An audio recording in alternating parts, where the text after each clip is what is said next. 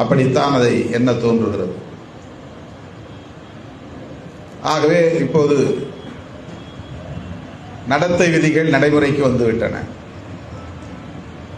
வருகிற ஏப்ரல் 19ஆம் தேதி தேர்தல் வாக்குப்பதிவு.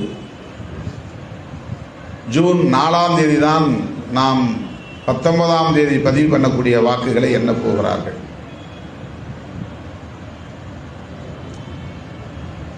ஏறத்தாழ 45 நாட்களுக்கு மேலாக காத்திருக்க வேண்டும்.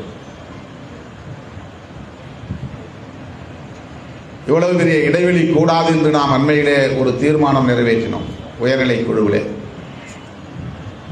7 கட்டங்களாக தேர்தலை நடத்தக்கூடாது, 2 அல்லது 3 கட்டங்களிலேயே தேர்தலை நடத்தி முடிக்க வேண்டும்.